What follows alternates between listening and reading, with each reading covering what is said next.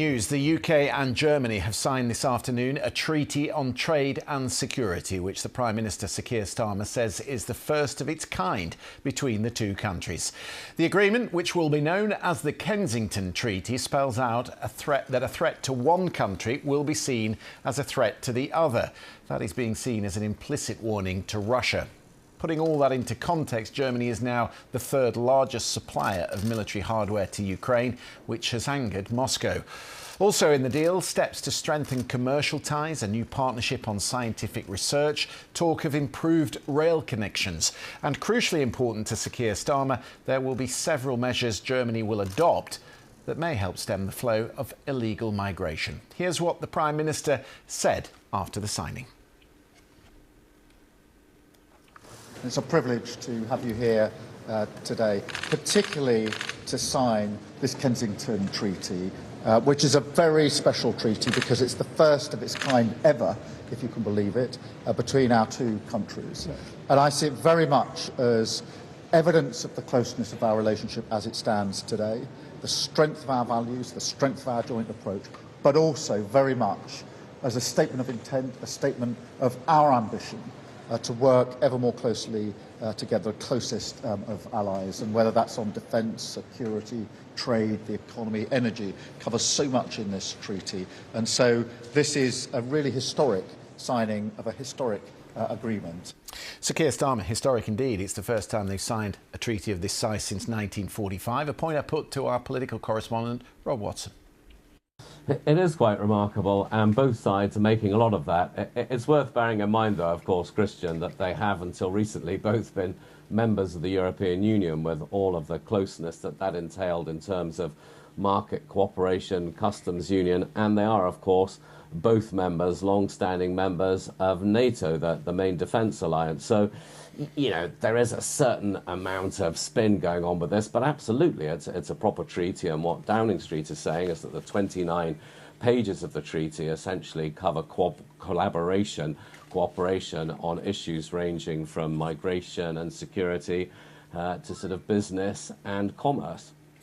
The signing ceremony has already taken place. It is usual in these circumstances for the teams to put everything on paper before the two men get together, so that's not entirely surprising. But they did just say during this sit-down that there's an awful lot to discuss this afternoon. Where are the sticking points between the two sides? Well, do you know, I think there's more. I think there's more lubrication than sticking between them.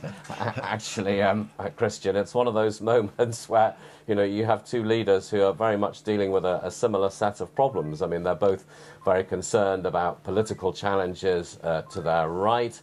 Both of them are rather concerned about the reliability of President Trump as an ally in dealing with issues such as Ukraine. And both men are, of course, worried about what they see as an aggressor in the Kremlin in the form of Vladimir Putin. I mean, that, of course, is what is helping, if you like, the rapprochement between Britain and the European Union as a unit and individual countries like Germany. It's sort of forcing them together. But I mean, I guess the things that they need to work out are, you know, what exactly would happen in terms of a peacekeeping force if Russia and Ukraine were to agree a ceasefire. And, you know, yes, of course, there are sort of details to be worked out on how any increased European defence spending would be spread around allies like Germany and the UK. Yeah, he has already announced, of course, Chancellor Merz, that they're going to up defence spending quite considerably, up to about 350 billion euros. But they are both now tied to this new target, core defence spending of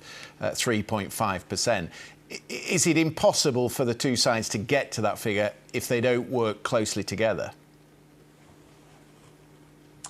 Well, I think it's certainly more difficult, right? And I think that the approach that they take is to try and make their arguments to their respective nations and fellow politicians. It's easier if you say, hey, look, it's not just us doing it, it's the Germans are doing it, or the Germans can say the Brits are doing it. So to that extent, if you're sort of saying it's a combined European effort, both on a sort of political front and a military front, absolutely that helps. I mean, are they going to be urging each other to spend more behind closed doors? No. I mean, you know, they both know the sort of fiscal limits they're up against.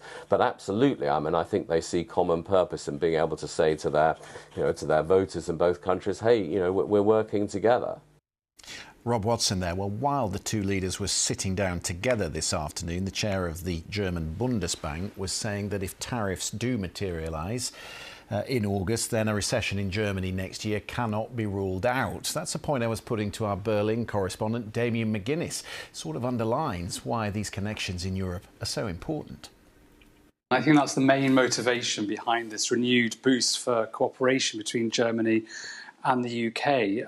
Of course, this is in the backdrop to Russia's full invasion of Ukraine, which Germany and most European countries view as a threat to themselves as well, potentially.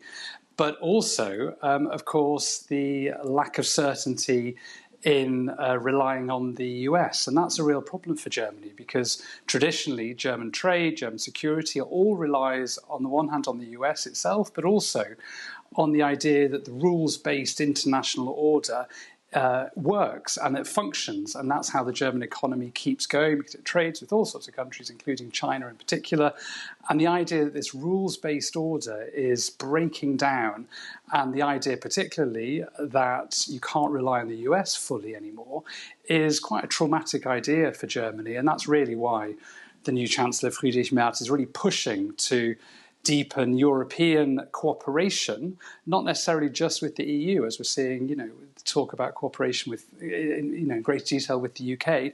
But, as soon as Friedrich Merz was installed as Chancellor, the first thing he did, the next day, he went to France, he went to Poland, he then went on a joint trip to Ukraine, and now he's in the UK. So I think we're seeing a Chancellor here who's very keen on European cooperation. He sees that, to a certain extent, as a bulwark against the lack of reliability from the US. The British side, of course, very happy to be more deeply integrated when it comes to defence, given the amount of spending that is ahead. But they do exact a price for it, and that is on migration. This agreement to crack down on warehousing of smugglers' boats and engines, it would surprise people, perhaps watching in Europe, Damien, that the police in Germany don't already have the powers to crack down on that. I mean, if you look at this particular friendship treaty, I know it's being sold in the UK by the British government as a big deal on migration. In fact, it's just a couple of paragraphs in a 23-page document. So today's meeting is not really about migration primarily. It's really about defence and the economy. But yes, there are links between the UK and Germany when it comes to migration. One of them is a pledge by the German government to, they would say as well, crack down on irregular migration and people smuggling. And I think what we're seeing in Friedrich Merz is someone who talks very tough on migration, really in line with the UK government. And I think this is something they're going to be talking about, certainly. But if you're looking at the concrete measures, it's actually not really the main topic of conversation in this concrete treaty that we're talking about today. Of course, that could well change when the action plan comes out, because this treaty is really, almost like a document of intent. It's saying what they want to do. It's lots of pledges about deepening cooperation in every imaginable field, really, when it comes to international relations. It really comes down to what are the concrete steps going to be, and I think that'll be interesting to see. On the one hand, of course, with defence and the economy, but also whether there are going to be more concrete steps when it comes to migration as well. Damien McGuinness. Of course, these two politicians are from different sides of the political track, but they both face similar pressures, which Anne McElvoy was telling me about, the executive editor at Politico. I think it creates a different form of relationships when you have allied parties. Olaf Scholz was a Social Democrat, so essentially is Keir Starmer in the British tradition, Labour. But Friedrich Merz is quite a flinty centre-right leader. As you've just described it, they do have a number of things in common in terms of challenges. And the big one that you didn't mention, but I think drives a lot of the politics for both of them. In Britain, Keir Starmer has Reform coming after him, Reform UK, and Nigel Farage to his right. In Germany, Friedrich Merz is seeing that centre and centre-right that's been so powerful in German politics in the 30 or so years since I've been covering it, and before, from Helmut Kohl's era onwards of German unification. Christian democracy is under big threat from the rise of the AfD and the Alternative for Deutschland, to the right, and even further right, one should say, than Reform UK in many of its positions. So yes, I think they both have a lot in common. I think Merz has skin in the game in Ukraine. He's gone a lot further than his predecessor about committing Germany to being more actively involved in supplying weaponry, particularly as Donald Trump has pulled back on some of those commitments. So I think they have a lot to talk about today, and so it's a sense of them slightly propping each other up. Anne McElvoy reporting. There is a line